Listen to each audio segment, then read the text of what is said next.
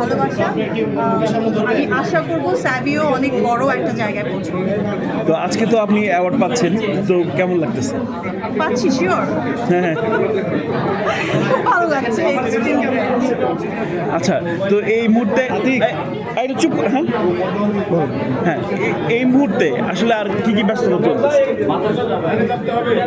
ফিল্মের কাজ করছি, ছবি সাইন করেছি, you guys know that, and আগের কাজও কিছু বাকি আছে যেগুলো রিলিজের অপেক্ষায় আছে। তো তোমরা একটু চুপ করো না, প্রশ্ন থাকলে বলো। সালটা কেমন গেল এবং 25 সালের পরিকল্পনা জানতে 24 সালটা আসলে শেষের দিকে সবার জন্যই খারাপ গেছে। ইনশাল্লাহ এখন ভালো দিন আসছে, চলছে। So better work waiting for me and all of you. কাজের জায়গায় ব্যক্তিগত লাইফ সব মিলে 25 সালের প্ল্যান কি ধরনের? অনেক ভালো কিছু প্ল্যান আছে, যত আসলে ডে বাই ডে আমরা নিজেকে ইমপ্রুভ করছি। সিচুয়েশন আগে থেকেও বেটার হচ্ছে, আরও বেটার হবে। এবং আমাদের কাজের যে জায়গা, আমাদের ফিল্ম ইন্ডাস্ট্রি, সেটার জন্য আসলে সবাইকে একটু অনেক ভেবে চিনতে এবং একটু ভালোভাবে বড় আকারে কাজ শুরু করতে হবে। অনেকে বলছে আসলে ফিল্মের জায়গাটা একটু থাকে না, যে এক একটা ইনভেস্টার মিলেই সব সময় আসলে ফিল্মের উপরে আঘাতটা আপনি একটু জোরে বলুন। করোনা গেল, এবারে যে একটা তোমরা একটু ওদিকে ঢুকো। আসলে এই সেক্টরের আসলে কোনো সরকার ওইভাবে পদক্ষেপ নিচ্ছে না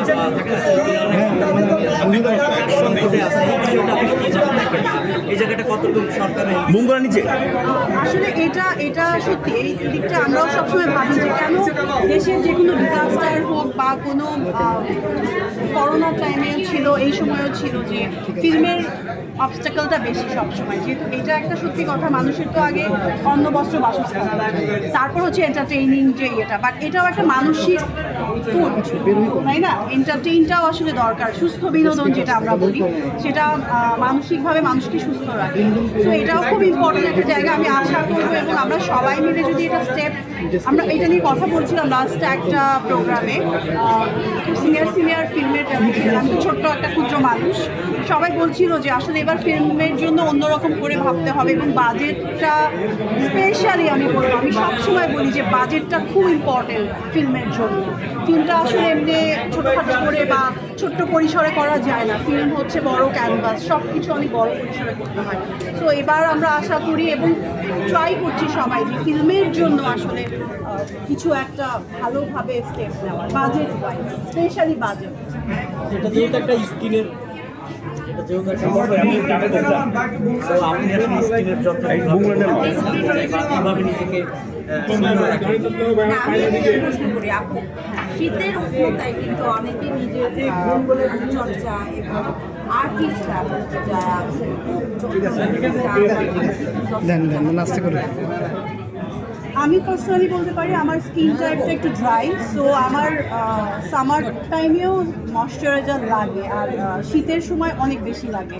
মানে ফেসটা প্রচুর ক্লিন করে রাখতে হবে, ক্লিন করে ময়শ্চারাইজার দিতে হবে, সেরাম দিতে হবে, যার স্কিনে যেটা স্যুট করে। আসলে এক একজনের স্কিন আসলে এক এক রকম, সবার স্কিন এক টাইপের না। বাট আমি যেটা রাখি স্কিনটা ক্লিন রাখার, মানে আফটার শ্যুট আমি স্কিনটা খুব ভালোভাবে ক্লিন করি, দেন ময়শ্চারাইজ করি, এটা খুব ইম্পর্টেন্ট।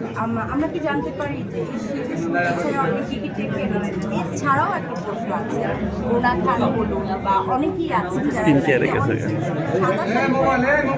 করছে, তো সেটা খুব সুন্দর। আমার তো রুনা খান যার কথা বললে, really very inspiring, very beautiful to see her like that, and ওনাকে দেখে বা এরকম যারা আছেন ওনাদেরকে দেখে আসলে আমরাও ইন্সপায়ার হই। তো আসলে আমি খুব পজিটিভ। এখন যেহেতু শীতকালে যেহেতু সিনেমা বা আপনাদের কাজ, হ্যাঁ, আমার শীতের 3টা ছবির শুটের ডেট দেওয়া হয়েছে, সো আমি স্টার্ট করছি। প্রচন্ড শীতের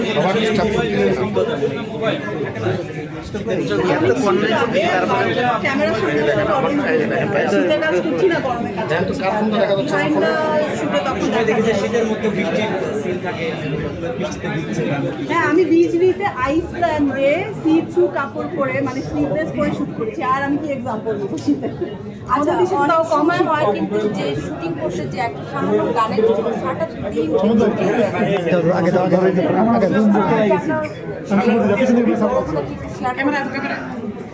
খুব ঠান্ডা লাগে, একটু মাঝে মাঝে ঠান্ডা লেগে যায়, কফ জমে যায়, এটা আছে। বাট যখন আমরা শর্টটা দিয়ে স্ক্রিনে দেখি যে এটা খুব সুন্দর দেখাচ্ছে বা ভালো লাগছে, এটা অডিয়েন্সের কথা চিন্তা করে, এবং যখন ভাবছি সিনেমাটা যখন দেখবে মানুষ, তো ওই কষ্টর কথা তখন আর মনে হয় না। তখন তো কষ্ট করে কাজ করি, বাট মানুষ যখন, এই যে তোমরা যখন এপ্রিসিয়েট করো সব কিছু ওকে স্যার স্যার স্যার